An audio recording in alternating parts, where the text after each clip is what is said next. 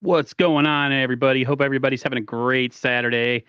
Wow, this isn't even a pregame show. This is like a pre-pregame show. Me and Bash. I feel like it's going to be a moratorium with me and Bash tonight, talking about all these injuries.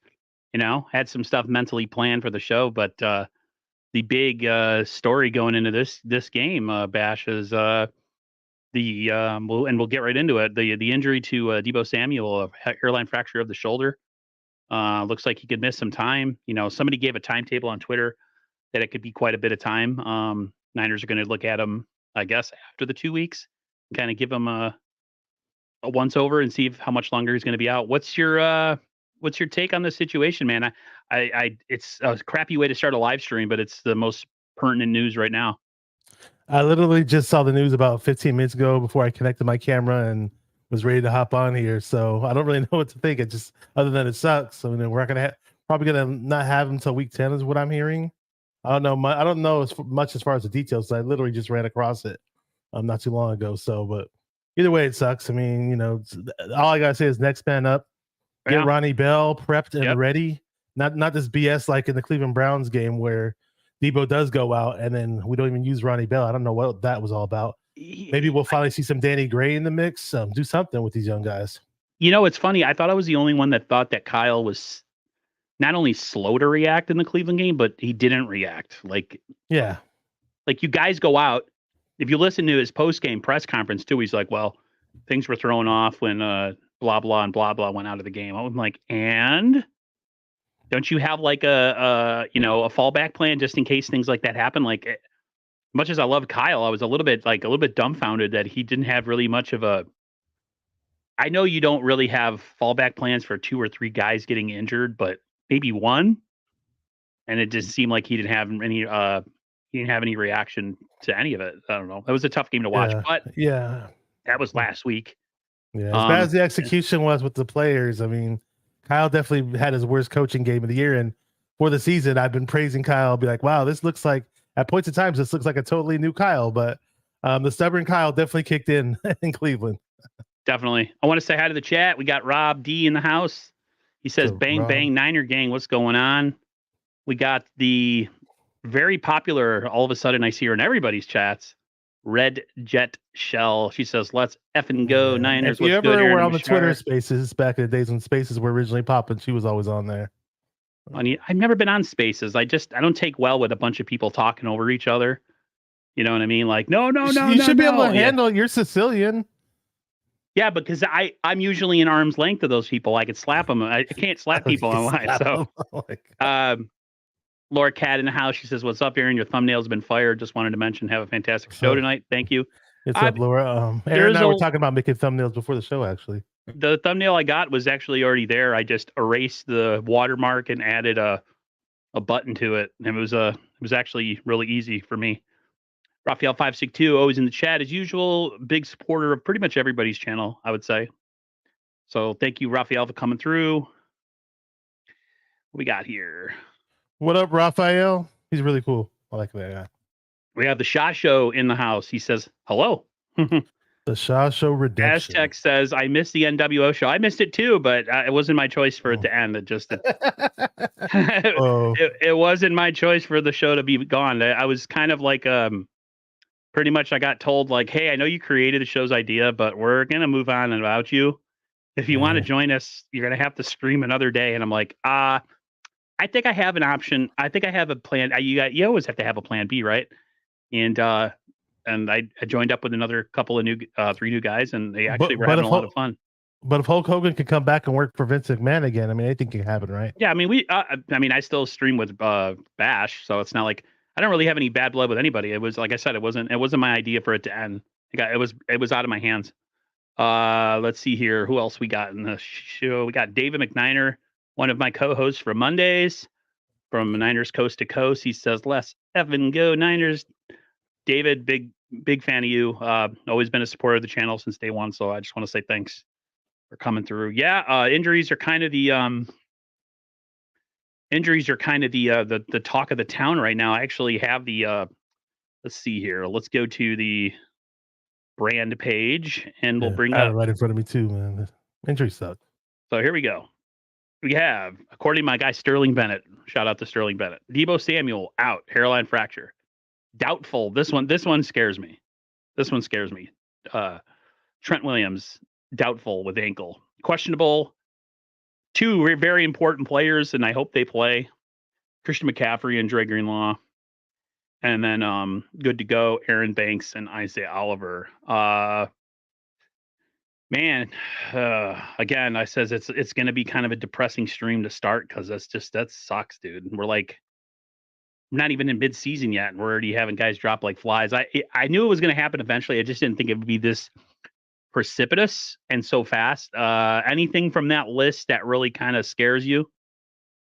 Using big words, huh? Precipitous, huh? I like that. So you sound like the weatherman. What scares me is Trent Williams more so than anybody else, because I don't know if Jalen Moore is ready to start. On the fact that when Trent Williams went down against the Browns in the Browns game, they didn't throw Jalen Moore in there, and it's like, okay, I understand that Myles Garrett was playing, and I get that, but if Trent Williams was like what 70% of his real self probably in that game, I don't know, he didn't look too great in my opinion. He got worked pretty bad in that game. Yeah, I saw a few plays here and there on Baldy's breakdowns where he did pretty well against Myles Garrett, but it wasn't the whole game. It was just like 5 or 6 plays that they showed. So I don't know. That worries me the most out of that whole entire list, though. Honestly, I'm looking at it right now. Same one you got. But yeah, it just sucks. I love watching Deebo.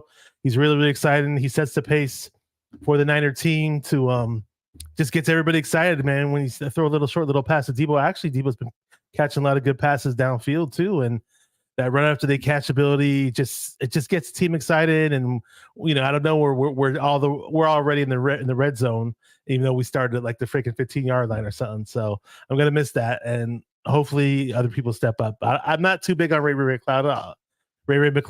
He's all right, but not after that disastrous game last week where he was out of sorts and didn't know where he was supposed to be. That's all. Yeah. That's enough for me. It was like, I need we're done. I need Ronnie Bell or Danny Gray to step up somebody. Definitely. I mean, the Niners have bodies. The Niners have depth. This depth needs to step up. I don't think it's really the depth's problem. I think it's Kyle's confidence in guys that he doesn't usually use.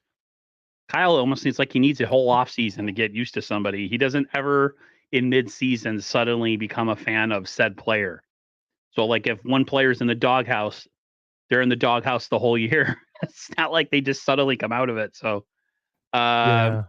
And then that's another thing that bothered me about the whole Trent Williams thing. It's like, if you're not confident in Jalen Moore coming in to replace Trent Williams, why didn't we address that position in the draft then, or free agency? Mm-hmm. That's why I was banging the table to draft DeJuan Jones. And coincidentally, DeJuan Jones was doing work on Bosa whenever Bosa rushed from the right side. So I don't know with this team. Sometimes I've been pretty happy up until what I saw in Cleveland. It's like Kyle being lackadaisical about the guys who are supposed to step up and next man up, but I don't know, man. I don't know what's going on with Kyle. It's funny.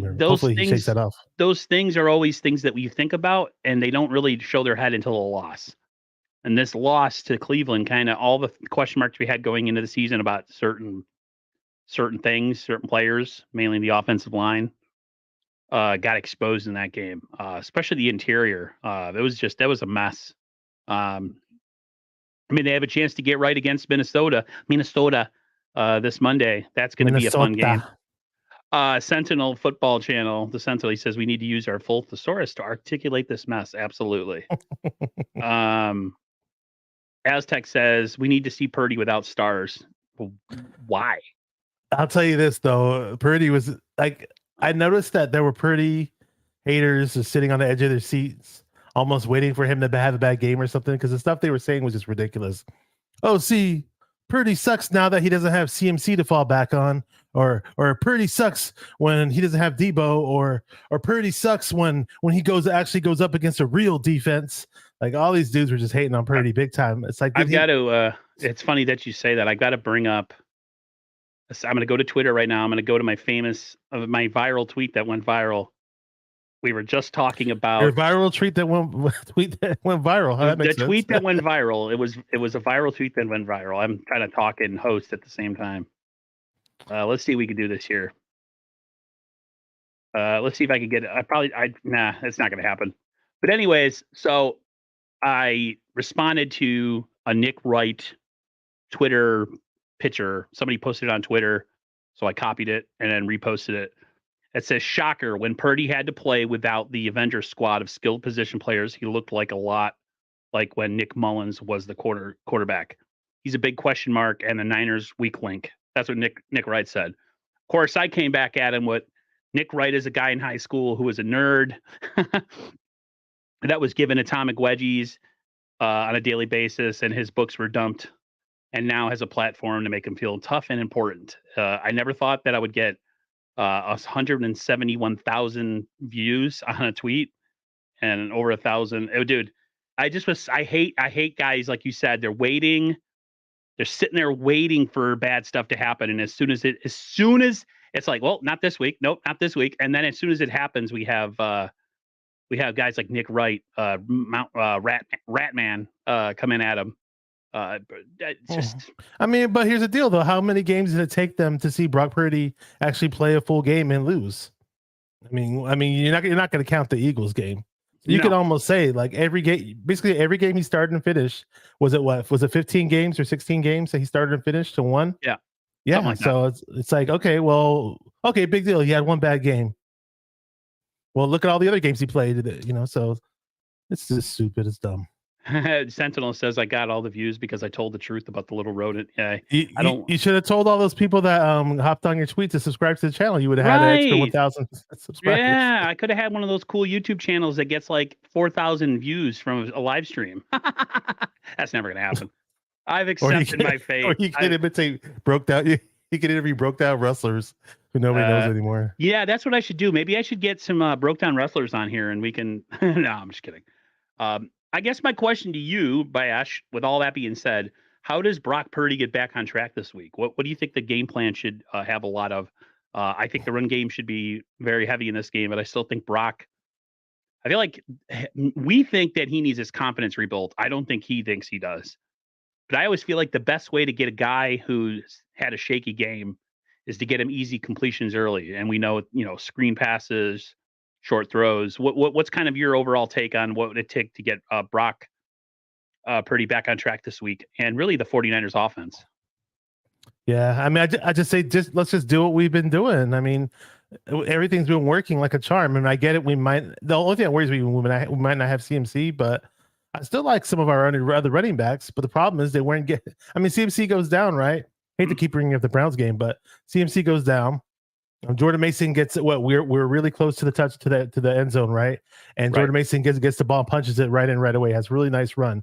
He averaged 5.3 per carry, and then he only touched the ball 5 times all throughout the game. That's not going to get it done. I mean, yeah, sure, we almost won anyways because we got down to field goal range. But just imagine if Jordan Mason had the ball at least 15 times, and then maybe Mitchell got a couple of touches or whoever.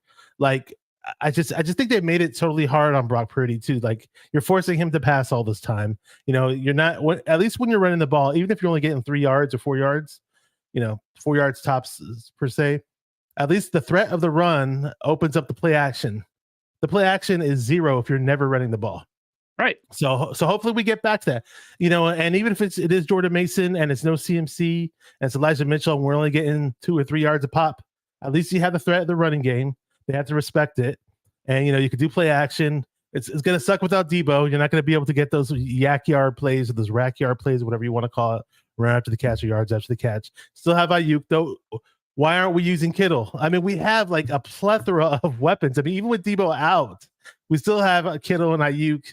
I mean, let's get – and on top of that, here's another complaint about the Browns game. Prior to that game, the Cleveland Browns were terrible at guarding tight ends. That was the one weak spot of their defense. Right. They gave up like an 134 passer rating to tight ends prior to that game. And I was like, okay, cool. We're going to see Kittle blow up in this game. We're going to see Kittle, get a touchdown or get about 60, 70 yards. He's going to be a factor. And he wasn't a factor in the passing game. He always blocks well, I get it. But, the keys to the game, get Kittle involved, run the game, and, make the run game a factor, so even if CMC's out. So those two things are very important. Usually when we have those two things working, we always win. Red Jet Shell says clock, and more clock. Every possession, take big time off the clock and keep pace. The Niners' best way of approach, and I do agree with that to an extent, the Niners' best way to approach is to get out early. The 49ers play their best when they get to have a front running type of game where their defense can tee off. That's just the way they work. It's funny, as bad as we played last week, though, we had a shot at the end, Bash. There was still a shot. We had a chance to kick a winning field goal, and unfortunately, Mr. Moody was duty, and he missed 2 kicks, and including the game winner. We got some questions or some comments in here. The Sentinel Football Channel says, "I hope it's not Mitchell." 187 says, "Is BA elite?" We'll see. I think he is elite. I just think that, yes, last week was an anomaly. I hope with the offense. He should have caught that deep ball. He looked nice at the end though, right? He got that one pass and he got the yak yards on that play and brought us closer to the field goal. He woofed on that play. Purdy threw a nice throw. Some people said, "Oh, he overthrew it, dude." It hit Ayuk's hands, and on top of that, Denzel Ward, the cornerback, completely dove. So I mean, had Ayuk caught it, there would have been nobody anywhere near him. An easy touchdown on that play. And to answer, sorry about really that. quick, I want to answer a question from the 187 on the undercover cop, like you said. 187 on an undercover cop. Whenever that song pops up, that song. Once I see that name, that song always pops in my head. That's the first song that Snoop Dogg made an appearance on, by the way. A little fun fact there. But Brandon Ayuk, is he elite? I mean, he's easily, do you consider Pro Bowl elite? I think he's easily a Pro Bowl receiver this year. All Pro, that's questionable, but yeah, top 5. I'd say he's easily top 10, if not top 5. That's we'll see. I mean, he's got it. He needs to step up this week with Debo being out and be, the number 1 stunner. I'm so white. The Shaw Show says we can't have stupid penalties, and the 09 line needs to have a great day. Man, the penalties last week, bro. 12 accepted. I think we're one of the worst teams in the NFL in penalties, to be honest with you. We're very sloppy. That's an excellent point, Shaw Show. There was so much of last week's game where I never got excited with anything, because every time we started a drive, we were down. It was like 1st and 25 every single time. It's like, yeah, if you're going to play on the road, the best thing you got to do on the road is come out fast. And what it is you cancel out the crowd. If you come out fast and score, the crowd doesn't have a chance to be part of the game. If you come out, start the way the Niners did, start behind the sticks, the crowd gets into it, the defensive line gets into it, and all of a sudden you have the disaster that we had last week. It was pretty bad. So there were a lot of factors that went into last week's performance. And we're going to see. Purdy's going to have another chance. I am worried, though. The Trent Williams injury, they say he's doubtful. I am. Jalen Moore just doesn't do it for me, Bash. I'm very, very concerned about that. They've got to have another plan. I guess Kittle's going to be in blocking all game, so he's probably not going to get any touches. No, you got to get Kittle involved. That's so lame. And by the way, we're the 3rd most penalized team in the NFL. Yeah, I'm not surprised. So the Niners defense last week was not great. They were okay.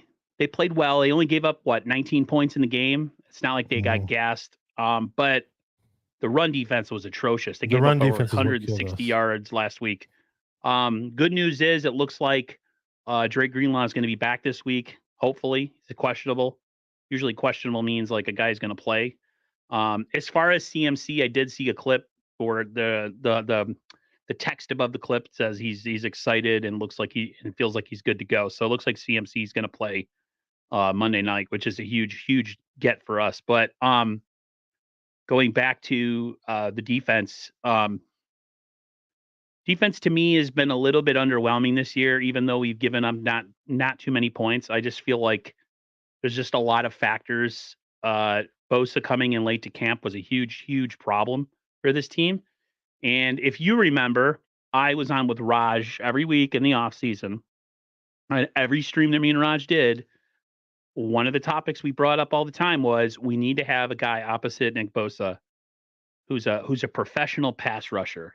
And a lot of people were saying to me, they're all professional though. Yeah, but I'm talking about a guy who's been there, done that, averages 8 to 10 sacks a season, and you can count on him to be a professional guy. the problem with the Niners is everybody was, they were bagging on me saying like, oh, Aaron, you got these young guys. We got to have faith in the young guys and Drake Jackson and blah, blah, blah, blah, blah. Then Drake Jackson comes out first game, has 3 sacks. So I'm like, oh, okay, maybe I need to shut up, right? Nope. He's done nothing since. And Clelin Ferrell's been underwhelming to me. Austin Bryant's not even on the field. Austin Bryant is 0.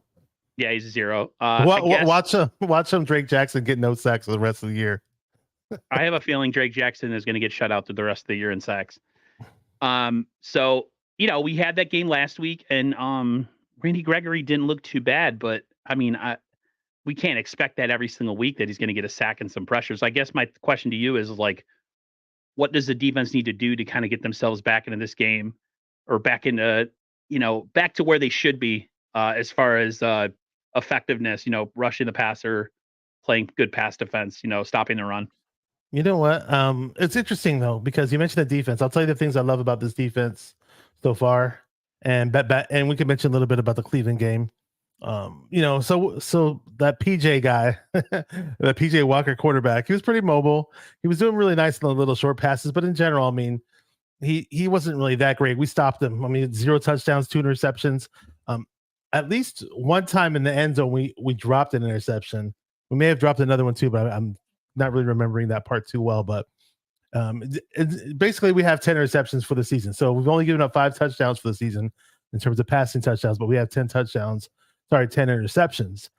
Now that part is nice. We're forcing turnovers. We're not necessarily getting the big sack numbers though. You're mentioning Bosa, that's your concern. Hargrave every now and then will get a nice sack, which is cool. I was expecting Armstead to step up and get some sacks this season, because when we had DeForest Buckner next to him, and that one year we had D40 on the other side of Bosa, like Armstead was getting his fair share of sacks that year, but he hasn't really shown much. I mean, every now and then he'll beat his man on the pass rush, but he's too slow to get to the quarterback. You can beat your guy and you step in the backfield, but are you hitting the quarterback? Are you pressuring him? No. The key, it's almost like I'm just hoping that this Randy Gregory shit that we saw in Cleveland was not like a one-time thing. Right. Like his only sack of the season. Yeah. If that's some consistent shit that we're going to see week in and week out. I mean, he did a good job of making his presence felt in the run game. The pass rush was really nice. He got a sack. I was like, okay, cool, man. This guy looks like he's ready to play on the 49ers. So I'm crossing my fingers, man, because Clelin Ferrell, I loved him in college, but I did not like what he's been doing for the 49ers. He plays the run okay. Austin Bryant, again, I liked him in college. He played with Clelin Ferrell at Clemson. He hasn't done shit. Drake Jackson, I don't know what the hell's wrong with him. After week 1, he just disappeared. So I don't understand. I don't understand what this whole thing where I got attacked in the offseason by making comments about, not having faith in this group of guys that essentially to me are just a group of players. I mean, it's just a bunch of dudes that haven't worked out anywhere else. And then the Niners, everybody's like, oh, but Chris Kasarek's going to get a hold of them, and all of a sudden they're going to be household names. He didn't really do that last year. And we only had like 40 some odd sacks last year, and 18 and a half of them were Bosa. I don't think last year's defensive line was that impressive. And then you come into this year and you bring in all these also rans from teams that, guys pretty much who were discarded that nobody wanted. And then you automatically assume, well, we got Chris Kasarek and he's going to turn it on and everyone's going to become this great. No, sometimes you need talent. Like I kept telling Raj, I just don't feel good about this pass rush going into the season. And I remember they didn't subtweet me, or maybe that's what it is. I made a tweet about, even though the Niners were 5-0, I called out some things that concerned me. And one of the things that concerned me was the pass rush, right? And I remember somebody tweeting like, oh, people just can't enjoy something. They have to, pick out, the problems and this, that, and the other. And I'm like, listen, a real football fan sees down the road, right? He sees potential mashup issues when you go against certain teams, right? And that's kind of where I was going with that mindset. And of course, you go into Cleveland and pretty much exactly that's what happens. So, I mean, they need to get production from other places. Or with the trade deadline coming up, the talk that, John Lynch says is they've been on the phone. They're always looking to improve the team. I wouldn't be against a defensive player or two, or maybe an offensive player and a defensive player via trade, which I will get to in a second. But I just think the defense last week kind of got punched in the mouth a little bit. I do think, though, that Greenlaw playing this week and being back, I think he's going to change a lot of things. Yeah, I was thinking that. I mean, I love Greenlaw. He's reckless, and he's the exact opposite of Fred Warner. They complement each other very, very well. And Fred Warner is very disciplined, and he's just a beast in his own right. But Greenlaw is just like a menace. And I was like, okay, you know what? Greenlaw has this lingering injury. Let him rest. We're not playing a big time team, and we can afford to sit Greenlaw. Was I wrong? Because Demetrius Flanagan, Foles, and Oren Burks did not pick up the slack, unfortunately. I want to mention this really quick because I forgot to mention about the pass rush. Because I know when we brought Wilkes in, people were saying, well, Wilkes was going to be blitzing more.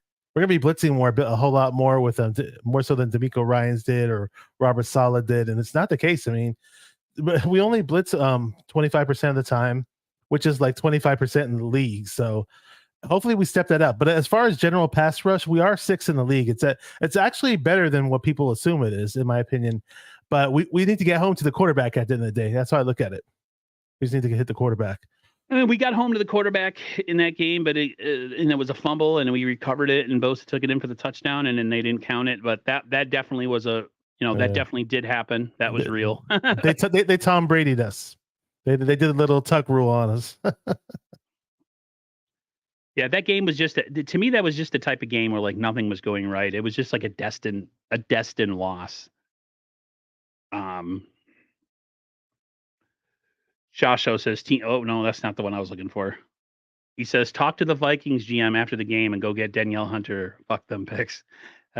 Trust me, that has been on my mind. Don't think they're going to do it, but I would be an awesome. Listen, Shah, that is, I would be down. I would be down with that move, 100%.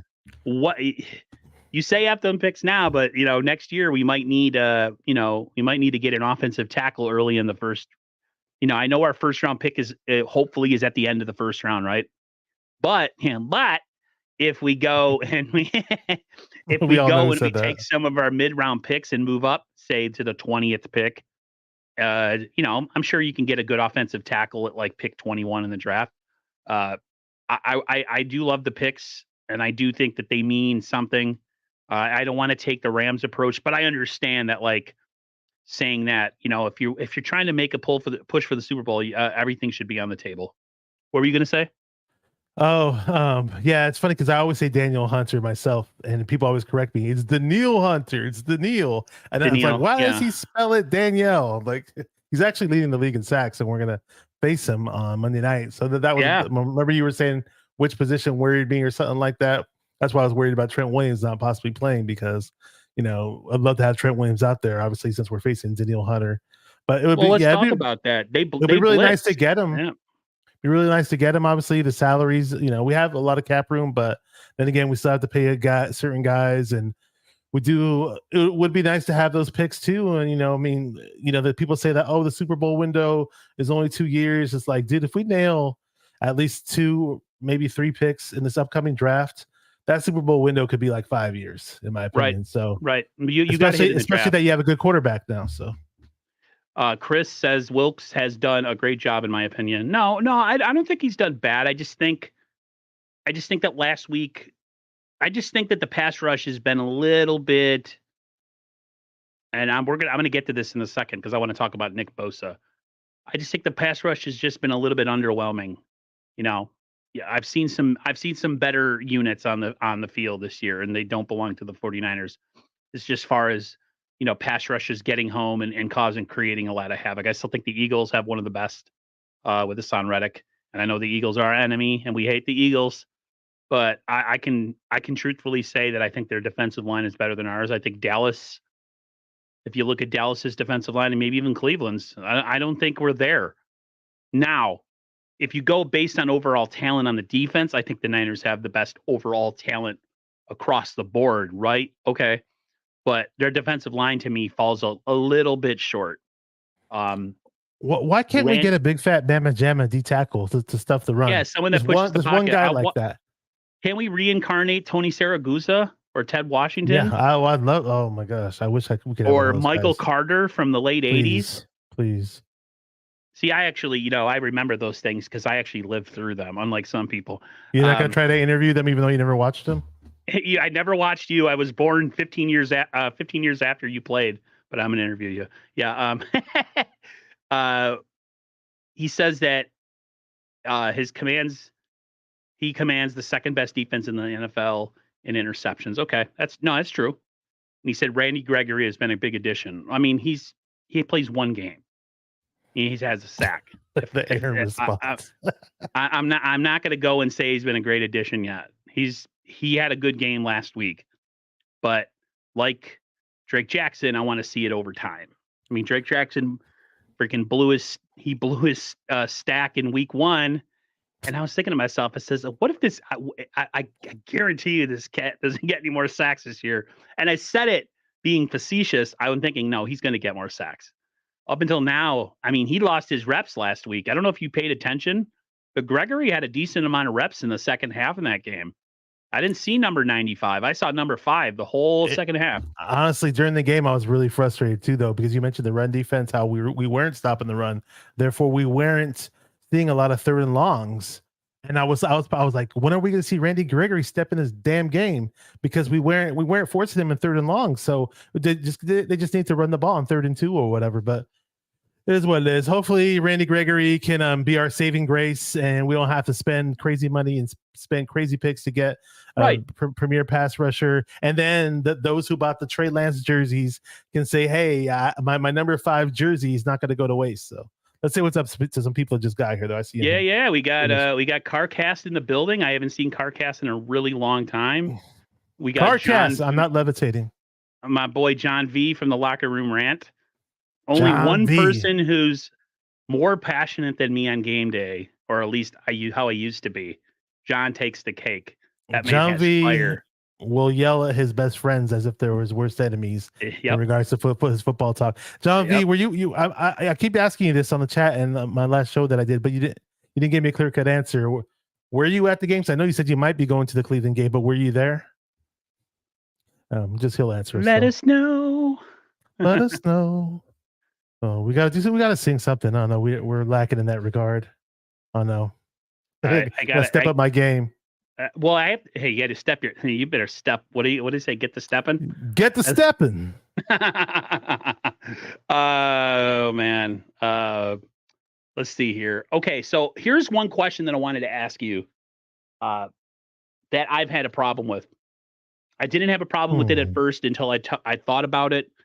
And I thought about his absence all through the preseason and through training camp. What the hell is going on with Nick Bosa, bro? Like, both of his sacks came on unblocked plays, but I just haven't seen the same. Somebody said he lacks this tenacity, and a lot of people say you guys are ridiculous. You're picking at straws. You're trying to find faults on the defense.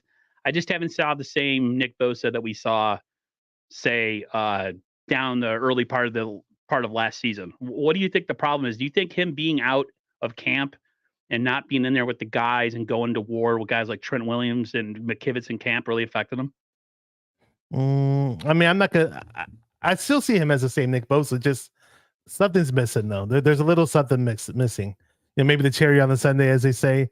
So, yeah. Hopefully, it's just that he get his body. Maybe his body's not in perfect football shape, or maybe just right now it is actually, because how long is training camp? What, about 6 weeks or so? Yeah. So we're almost around the same time. So hopefully it gets better from here on out. And I was saying, like, when he was doing that major holdout, and I was like, okay, well, if Bosa's going to show up late and miss week 1 or whatever, maybe it's a good thing, because Bosa usually comes in on time, and then by the time by the time it's playoff time, Bosa kind of gasses out. So I was like, okay, maybe we'll have Bosa get off to a slower start, but then when it comes to playoff time, he's going to be primed and ready. So, I'm just trying to put a positive spin on it, so to speak. And, we mentioned Randy Gregory earlier. Hopefully that helps the pass rush. Hopefully Wilkes gets more aggressive and starts unleashing the blitzes. I mean, I was a guy who I keep complaining about DeJuan Jones, how we didn't draft him, or we didn't draft another tackle. You're not the only one, bro. We didn't sign another tackle. But we drafted Jair Brown, and people were like jumping for joy and doing, jumping jacks just because They we were drafted Jair peeing in Brown. their pajamas. There you go. You said it better You're than I allowed to did. use. You're allowed to use my sayings. Okay. No, I don't want you use them. You do it better than me. Yeah. But yeah, I mean, Jair Brown, people were so excited about saying he's a perfect fit for this defense. Why don't we implement him in packages? It's like we have this stupid system. We're not a college football team. You could redshirt, 10 freshmen or whatever. I don't know how many people they redshirt in NCAA, but like if you draft somebody in the third round and he's got talent, bring him along slowly at least. I mean, we're not using Jair Brown. Run Jair Brown on some damn blitzes. Do something, run. And again, run some more blitzes in general. We're 25th in the league in blitzing. Come on, dude. I could go somewhere with this. Go ahead. What's up, Mahoney? I see him. Joseph Mahoney. He says, Aaron, he's getting triple teamed. What do you expect don't him talk to about do Bosa with Mahoney. Don't talk about Bosa with Mahoney. He says, what are you going to do, Aaron, when he's taking on 3 guys? Pause. I understand that. That's why it makes more of an onus on the fact that other guys on the team haven't stepped up. That's the whole point when I was talking about how I was concerned going into the season for that exact issue. Yeah, Bosa's going to get, double and triple teams. And, you look across the board, minus Hargrave and Bosa are the only 2 legitimate pass rushers on that defensive line. So if you lock them up, you've essentially locked up the rush, right? That's why and every time I was on with Raj and anytime I was on with any other person that I stream with on a weekly basis, I banged the table for them to go out and get a guy like, Justin Houston, or Yannick was never going to happen. Everybody talked about Yannick Ngakoue. The Niners were never going to spend that much money. Brian Burns is a pipe dream. You'd have to give up multiple firsts. It's not going to happen. Just like the people that think we're going to go and trade for Surtain from the Broncos. You're not giving up future first for a guy that's you're going to essentially rent for a year. It's just not going to happen.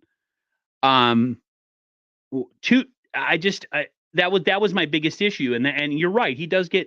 And I'm not trying to slander him. I'm just saying other people, when he's having those issues, need to step up. And I just haven't saw it yet.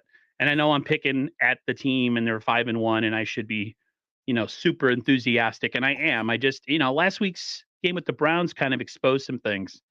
I'll tell you this about Bosa really quick. Joey Mahoney wanted Bosa so bad. He wanted Bosa so bad, this guy right here, that when we played the Raiders the year before and when we blew the Raiders out, he was kind of mad because he thought that we'd lose out on the first pick of the draft and not draft Bosa. He wanted Bosa almost a year before we drafted him. So shout out to him. And he predicted that. He told me about Brandon Ayuk 2 months before we drafted him. He told me about Danny Gray about 2 months before we drafted him too. So he's hit on some. So he needs to be in our draft room then. I know, right? Dear 49ers, please hire, what's his name? Joey Mahoney.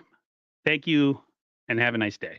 Well, they obviously won't hire me because apparently Shanahan hates huge tackles that dominate and throw pass rushers around like DeJuan Jones. So we don't want that. We want to draft running backs that'll never see the field, and then we'll just cut them. What the hell is that all about? Let's talk a little bit about John Lynch and this front office.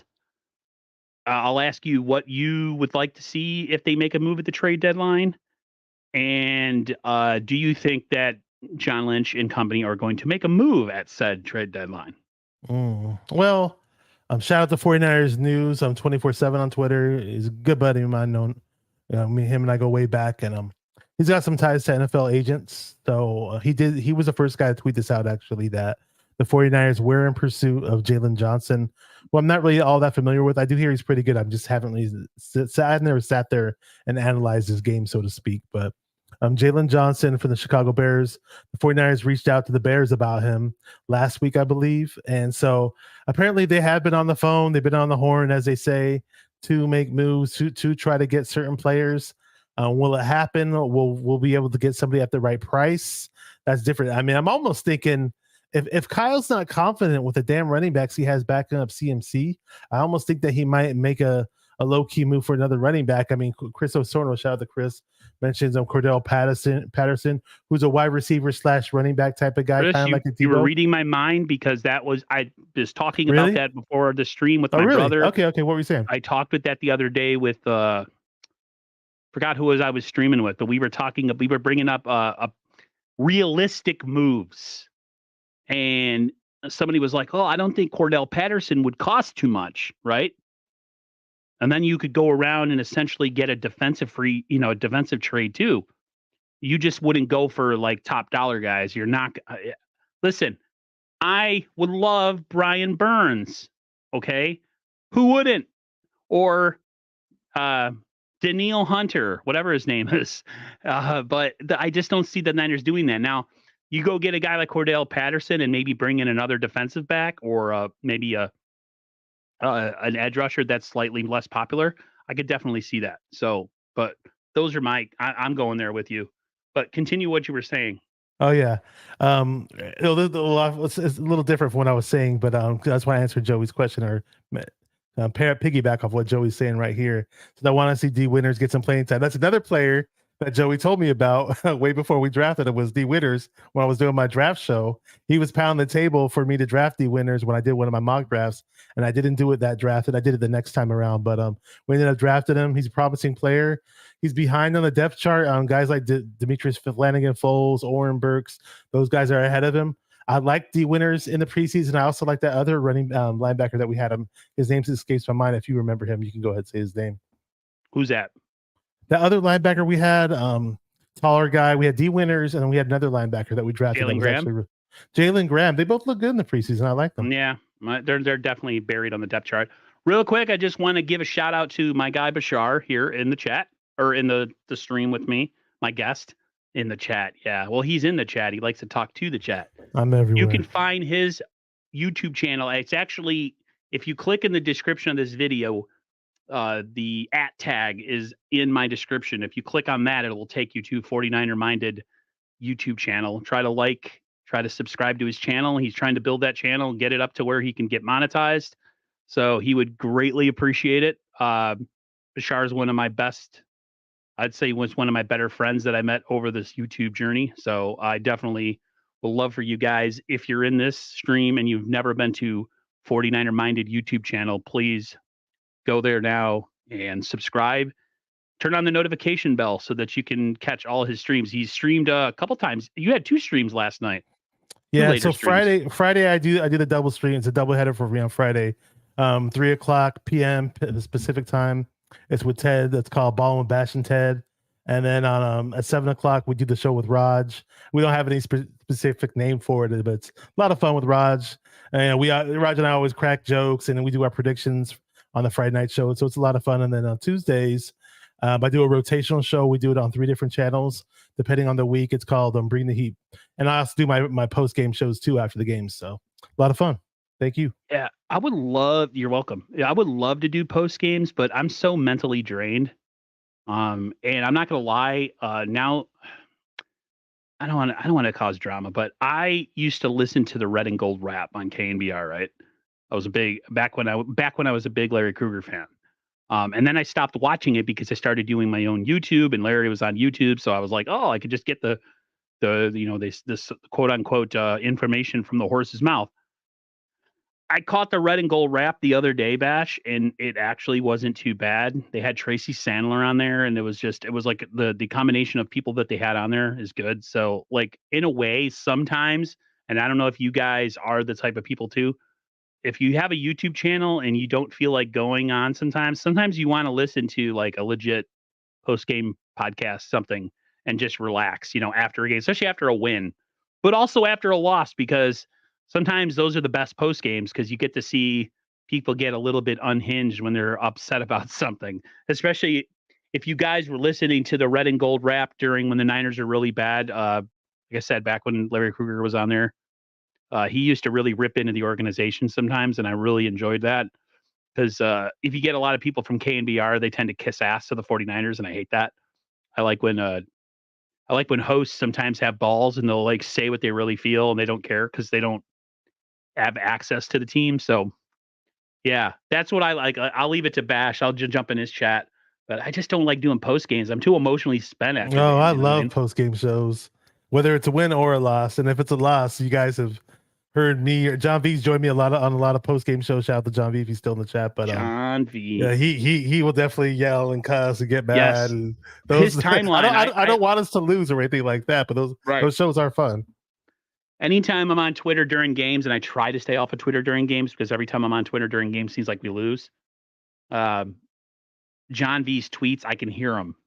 I can hear his tweets. He had that Greek is kind of like Italian. Well, and you he thought he probably was. doesn't. Everybody thinks he's Italian. So. I thought he was Italian, but he's Greek. Very similar in the way that they get upset about stuff. We like to scream and yell. Like I used to get really demonstrative watching football games back in the day, and that included throwing and breaking things. I've gotten a lot better, not by choice, but just by, I have a lot of expensive things that I don't want to throw. So if I had cheaper things that I could toss off the wall, I would probably still be doing it. But yeah. Oh, we got that's not me, by the way, guys. That was me typing it, but it shows up as you. Oh, that's weird. Well, that's how StreamYard does it. I was gonna say, a friend of mine recently bought a new TV, and I helped him buy the new TV. Helping in terms of advising him. I worked in electronics, online electronics retail for a long, long time, and so we got a Samsung, familiar. Right? No, I got him at the official TV television brand of the NFL, TCL. It's a lower end Chinese brand, not a mid brand, you could say Chinese brand, but they actually give you a lot of bang for the buck. I mean, I don't work for them or anything like that, but I found him a great deal on Amazon. It had all these cool features. Long story short, I called him like the day after the game. He's like, yeah, I ended up breaking my TV because I was pissed at the 49ers losing. I'm like, dude, you just got that fucking TV what 2 weeks ago. He was just like, dude, he fucking threw his remote at the TV because the 49ers lost to the Browns. And then he luckily Amazon's customer service is through the roof because they gave him a replacement right away. So he already has his new TV already. How would he explain what it fell on something? I don't know. It's personal damage. I don't know how they did it for him, man. Sir, you have a fist-sized hole in the he said he threw his remote control at the TV and it broke. All because we lost. Because Moody missed a field goal. Yeah, but I remember one time there's a picture. It showed up on my timeline on Facebook. I punched a surround speaker like hard after the Niners lost a game once, and if you see it just has my bloodied fist. And I said something along the lines of, "This is what happens when the 40," and like people were like, "Really, dude? That's what you're doing?" So that was kind of the end of it. I stopped doing that after a while. I've gotten pissed watching games, but a lot of times I'm quiet pissed, or I never came close to breaking anything. That's for sure. Oh, you saw what I typed? Yeah. Yeah. What do you think the Niners are going to do in this game? I mean, we're not going against Justin Jefferson. But Kirk Cousins is still a professional quarterback. I know he doesn't do well on Monday nights, but I can't say that I'm extremely comfortable going into this game. I'm a little, this is the first loss the 49ers have had. Could it turn into two? Can the Niners, lose back-to-back games? Do you feel that there's any needed, or do you feel that there's more pressure on the 49ers to kind of come out of that funk of the Browns game and not let this thing kind of snowball into, 1, 2, 3 weeks? All the talk that, Brock can't do it without a cavalcade of players and all this other stuff. And, he's going to be without Trent Williams probably and Deebo Samuel. I think the Niners have enough ammunition in this game to get enough points on the boards to beat the Vikings, especially without Justin Jefferson. I'd like to get your opinion of that. Yeah, so I believe his name is Jordan Addison, the wide receiver 2 for the Vikings. He's a shorter guy, not a big dude, but he plays like a 6'3" guy. I believe he's about 5'11", but he plays like a 6'3" possession type receiver. So, they still got TJ Hawkinson. He's a good player. Yep. I don't want to get too overly confident versus this team like we kind of did against the Browns as podcasters. I mean, we had these crazy score predictions that we were going to blow out the Browns because they didn't have Deshaun Watson and their running back Nick Chubb. But here's a good thing about it though. So I remember I was mentioning how that we don't blitz that much. Well, Cousins actually does fairly well against the blitz, more so against he's tops in the NFL in terms of touchdown passes against the blitz. He has 7 touchdowns versus the blitz this year. So, we are pretty disciplined defense in that regard of not blitzing, but still having success. So maybe we can make life tough for Cousins. And again, who knows what Gregory can do in his second game as a Niner? That'll be good to know. And yeah, I mean, even with Purdy on the opposite side of the ball, I mean, I'm always mentioning blitzes because I love looking those stats up. The Vikings actually do blitz more so than any other team. But, we all remember, freaking Purdy, he's just amazing against the blitz. He's like a surgeon, right? So maybe Purdy's just, determined to bounce back and show everybody that, hey, I belong here and none of this BS that, I'm a system guy or I suck when certain players are injured or anything like that. And hopefully we bounce back with a win. There's a little bit of pressure on the Niners, but I don't think it's too big of a pressure that they can't overcome or anything like that. I think the Eagles losing last week in the way that they did and how bad Jalen Hurts looked definitely kind of knocked pressure off the 49ers, but you see that the Eagles were mortal and that they can be beaten.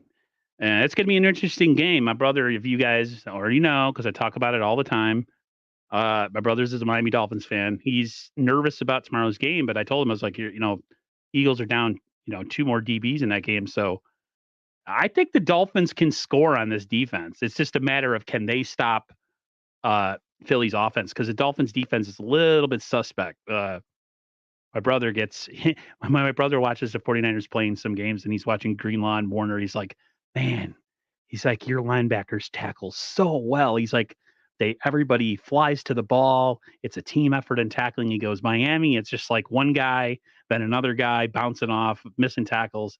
So he's I told Jared, I was like, well, if you could trade us, maybe we'll send you a guy like Greenlaw or something. But that's never going to happen. I was going to say, though, I'm so used to the Niners being so ferocious at tackling, and I'm not necessarily watching teams like the Dolphins on a regular basis. So I'm just thinking that's the norm. I didn't know that other teams tackle so weak. No, they're a really bad tackling team, and they have a really good interior defensive line, but their edge game is. If we had their interior defensive line, then we would be, really, really, really good. They have really 2 good defensive tackles. Laura Cat, thank you for the $10 super. She says, pre-Monday Night Football treat for ya. Let's go Niners. Thank you for letting me be part of the 49ers family. Absolutely. Thank you for being so kind and always offering to be a good host if I ever make my way out to the West Coast. Who is... So one day we're going to get Laura to sing on the show. You can sing just like Lisa and Cold Jam. So just a fun fact. Sing joy and pain. Here we go now, sunshine. Rob bass. Oh gosh. Oh, I hate that song, but it's in my head. Allegedly, Steve-O says, who's Aaron's, my brother's favorite Miami player? Probably freaking Tyreek Hill.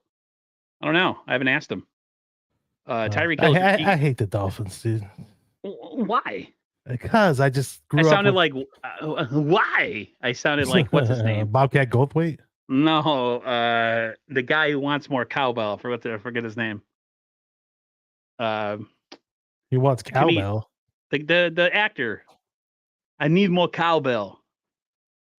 Oh no, you got me stumped. Oh my god, you guys know who I'm talking about. Let me. Somebody in the chat help us out. Somebody in the chat help us out with that one.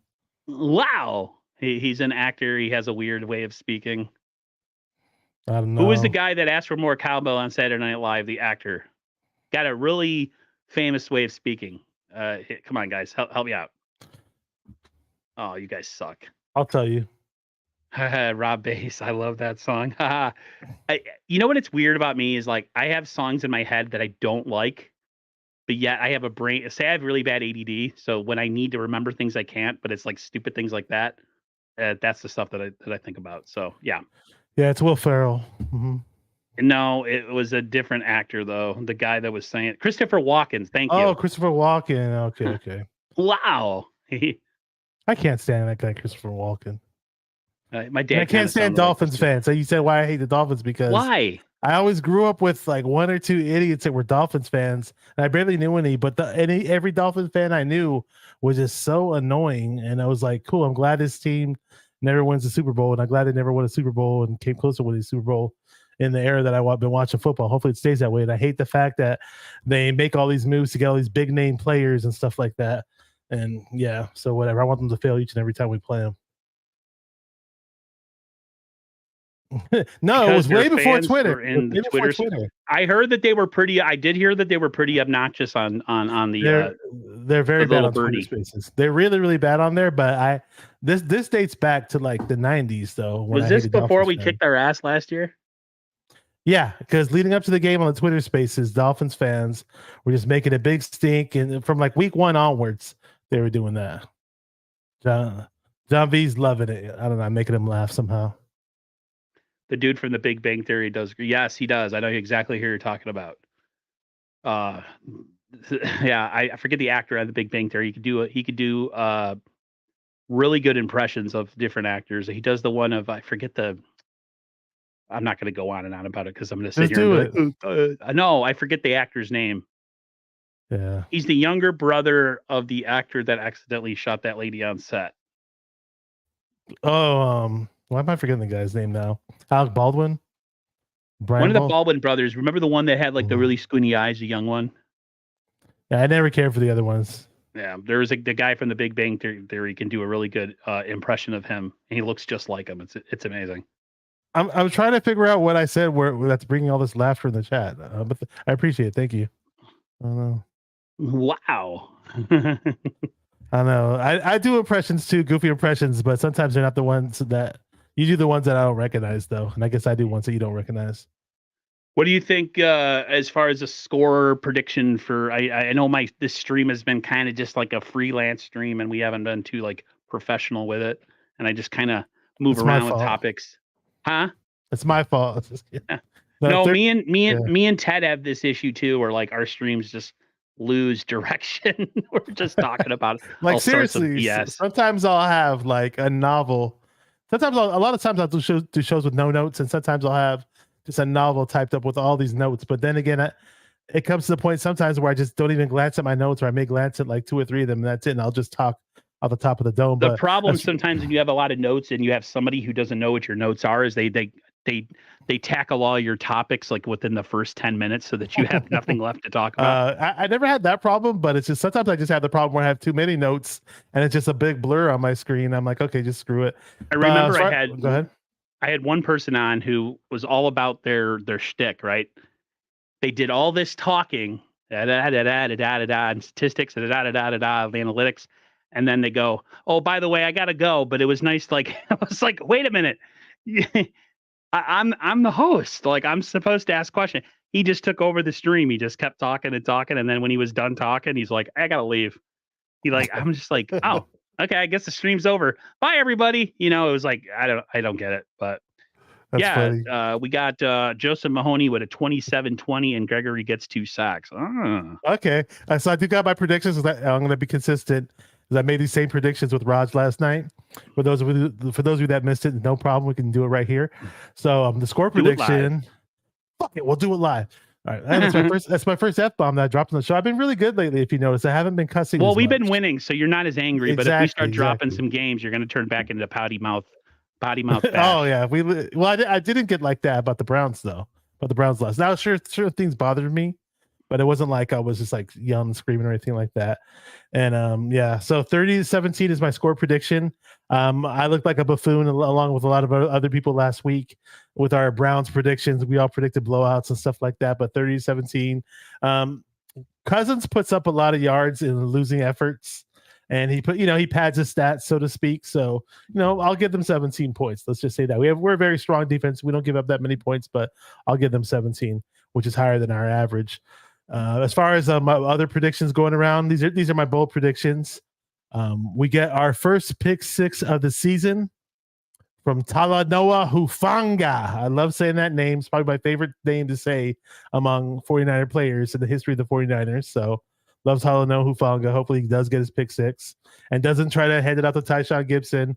Just runs it on his own. But shout out to Tyshawn Gibson. He's been a major steal since we've acquired him last year. Yes, he has. He's balling. People, I remember some Niner fans were trying to say like, "Oh, last year was a fluke. He's gonna be an old man this upcoming season, and he's not gonna be good anymore." No, the guy's still pretty damn good. My third prediction: each of these three guys gets a sack. Bosa gets a sack. It's kind of like Oprah Winfrey, right? You get a sack. You get a sack. You get a sack. So Bosa gets a sack. Javon Hargrave gets a sack, and Randy Gregory gets his second sack. Second sack as a 49er. I don't know if he had any with the Broncos, but there you go. Red Jet says, keeping it close, keeping it real. Because keeping it real, Mike's going to try to exploit the living daylights out of Purdy, but we got this. I'm glad you are part of the stream and that you come through here, because you were on the same wavelength. I think that there is going to be a continuation of last week, this week with Purdy. I think the Niners are going to get the hell blitzed out of them. I think the rush is going to be nonstop, and it's just going to be up to Purdy to, kind of control whatever he wasn't doing right last week. I think a lot of it had to do with the rain and just there was a whole, like I said, a whole cavalcade of friggin' different reasons, but I think this week will be different. Go ahead. Go ahead. I brought this up on previous shows, and I just wanted to bring it up again. Like, I wish I could talk to some of the people in the 49er coaching staff, because they might not be doing this. If they are doing it, I get it. That's cool. That's good. They thought what I was thinking, but basically, it's like going into games where it might be raining. Why not prep your quarterback with a wet football in practice? If he's got, Purdy doesn't have the smallest hands. Maybe he doesn't have the strongest grip, but make him comfortable with the wet football. And if you have to have him wear gloves, and that's a difference maker, do that. But like, let's be more prepared for this next time, please. I hate the fact that I believe on 2 plays, the ball flips out of Purdy's hands in the wet rain, but yet it doesn't for PJ Walker. And then when there's one play where freaking Christian McCaffrey was wide open on a screen pass, he had daylight ahead of him on a 3rd down, and the ball just, the ball completely flops out of his hands, and it almost was a fumble. So hopefully they fix that. If CNC doesn't play and our run game gets shut down, how concerned are you? I would be pretty concerned, regardless of who the quarterback is. If you're one-dimensional and a team knows what you're going to do, it's always a problem. Frank Tom Ocean, I'm right there with you. Moore starting at left tackle is really scary. The Niners, they might have a conservative game plan. They might just have to depend on their defense in this one, and that's why I'm not going to go really high with the score, just based on the fact that left tackle is going to be a problem. I'm going to go 24-17 49ers in Minnesota. In Minnesota, I just have a feeling this is going to be more of a Kyle playing it close to the vest type game. When you have a guy like Trent Williams out, and then you got your yak monster like Debo out, I just feel like it's going to be a conservative game plan. And this is going to be an onus on the defense to kind of, re-piss on their territory again and trying to show people what the hell, who the best defense in the league is. Because, I said something the other week. I was on with on the Niners Coast to Coast show on Monday, and I kept saying I thought the Browns had the best defense in the league, and Ty Alston he's just like, no. And I'm just like, bro, that just the combination of their rush and everything else was just amazing in that game. I think the Niners have maybe they're within the top 5 as far as best defensive lines, but they're going to have to play out of their gourd this coming Monday night. You and your fancy words there, gourd. Yeah, they're going to have to play out of their hoping. Frank Time Motion says, I'm hoping Ayuk has a breakout game. Yeah, I absolutely do too. I hope the offensive line can hold up so we can do stuff, like all stuff, run stuff, pass stuff, everything. Like, it's just, it was very concerning last week, but not everybody is the Browns. And what really gets to me last week is, like you said, we went against PJ Walker. He didn't really do anything really to us. It was more us doing stuff to ourselves and playing really bad run defense. So, Purdy stuff. Yeah. All that stuff. Joseph Mahoney asked, does Ronnie Bell, where is it? Have a breakout game? I hope he does. Yeah. You know what it is, Mahoney? Like, it's not even him. It's Kyle. Kyle's really weird, but like he's so that's what really pissed me off in that game last week was oh, when guys went down, it kind of threw a wrench in our plans. I'm like, Yeah, bro, but that that was so happens. stupid.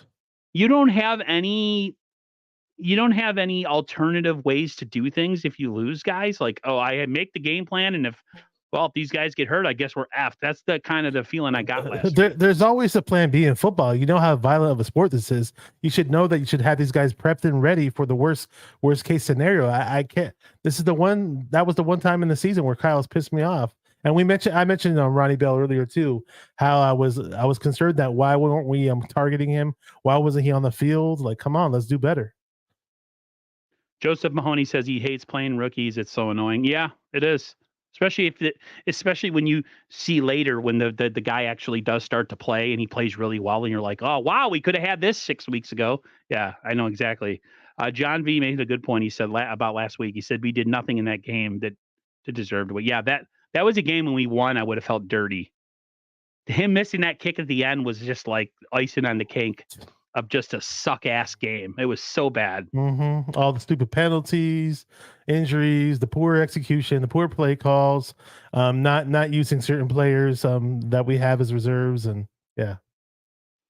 John V, did you go to the game? That's what Bash is He trying doesn't to want to find tell out. me. I keep asking him because he told me I was gonna have a meet up with one of my best friends, that really good friend of mine in California who lives in San Diego now. Yes, And Bash, I hit him up like a few days before. I was like, "Hey, if you go to the game, you should meet up with my friend." But I never knew. Unfortunately, I never got back in touch with John right before the game, so I wasn't sure if he was going or not because he said the rain might be an issue. So he was complacent in terms of going. But that's good that you went. It's unfortunate that you witnessed a shitty loss like that. So hopefully, we got to make up for it. Maybe you come out to a game out here and we get tickets and sit by each other and have fun that way and witness a victory. So when you said rain, I thought of Against My Window.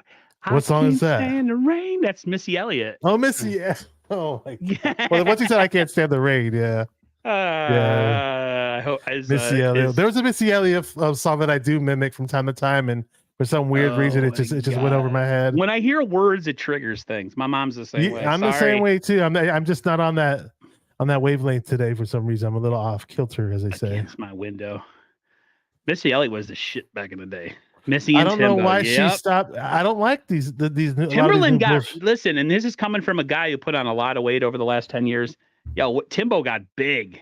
I remember when Timberland was a beast of the studio, man. He makes the best beats. You said I was just singing shit you never heard. Listen, I am a child of the 80s and 90s. So I like anything from Tears for Fears to Tupac to REM to just Boys to Men to Metallica, like anything you could think of. It's just that's my brain. I'm telling you, when you have ADHD, you can forget the most important thing in life, but you'll remember Missy Elliott singing a song about the rain. It's just how I'm not going to sing anything. I don't want to make anybody's ears bleed. So. I'm sorry.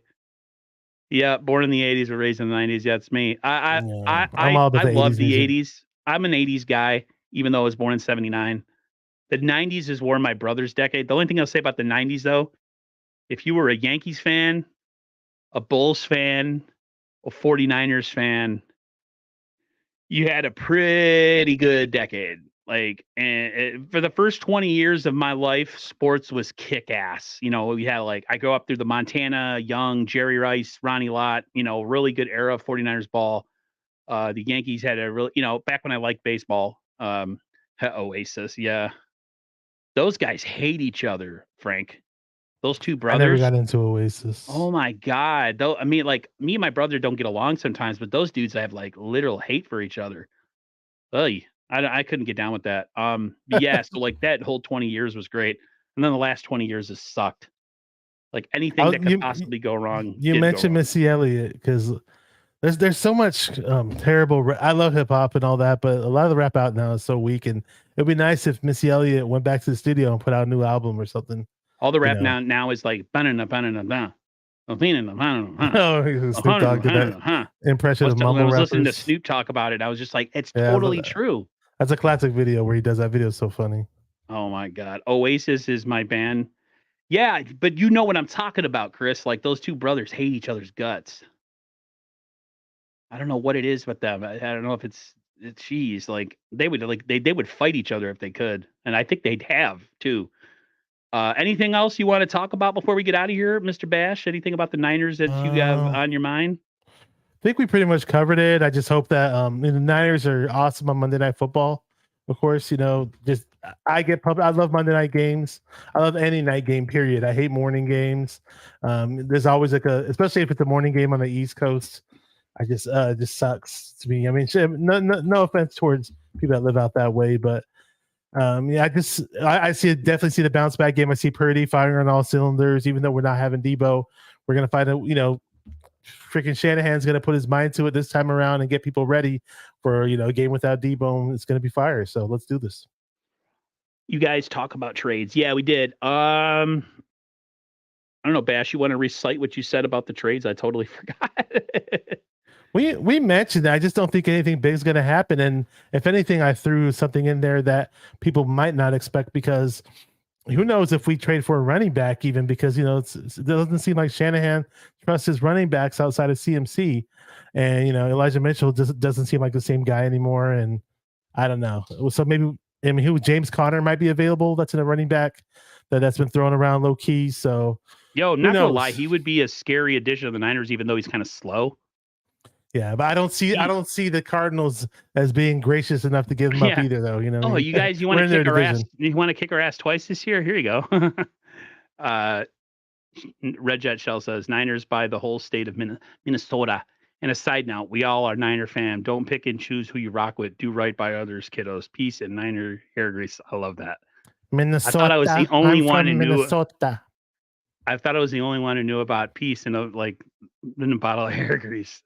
Jeez, I'm old. I've heard that saying before. I never liked that saying, that peace and hair grease shit. I like to get AJ Dillon if available. Forgot who AJ Dillon is. Can you help me out? Why does he sound familiar? He's a running back on the Green Bay Packers. Delvin Cook is on the trading block right now.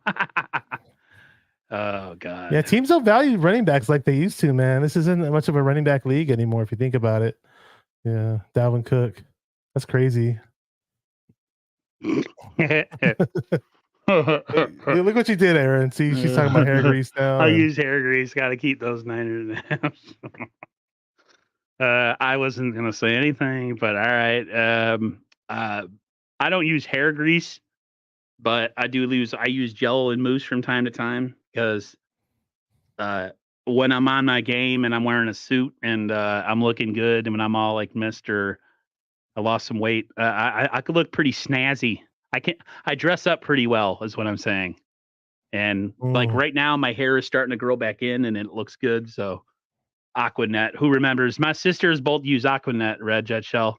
My oldest sister was your typical white 80s chick with the big puff in the front, and she used to spray it up, and she'd have that big old thing right here with all of it. Like if you could bring up any white chick from the 80s, well, like a turtleneck with stirrups, with tricolor socks, and the big poof, that was my sister. Yep. I'm telling you, man. A suit, yeah. With leg warmers. Yep. My sister's my sister was a big New Kids on the Block fan too, so go figure that one. She went to see him in 1989. I don't know. She still likes him too, and they're all old and stuff. Probably their only fan. Nobody likes him anymore. New Kids on the Block. All right, everybody. I think we're going to get out of here. It's been fun. We talked mostly about nothing and a little bit about the 49ers. Again, if you haven't already met him, go to 49er Minded YouTube channel. His the tag to his channel is linked in my description. So you click on that, it takes you right over to 49er Minded. Another great 49ers content creator that I've known about 4 years. Like, share, comment, subscribe, do all that great stuff. It helps the Niner community. It helps the algorithm so that people actually find our shows when they click on YouTube. Everyone, have a great rest of your night. Go Niners. I will see you guys Sunday night. I forget whose channel I'm on, but the Niners Coast to Coast game stream will be on tomorrow night and not Monday night. So be on the lookout for that. And I'll try to do a post game right after the Monday night game. So everybody have a great night, everyone. Take care. Go Niners, and we'll see you later.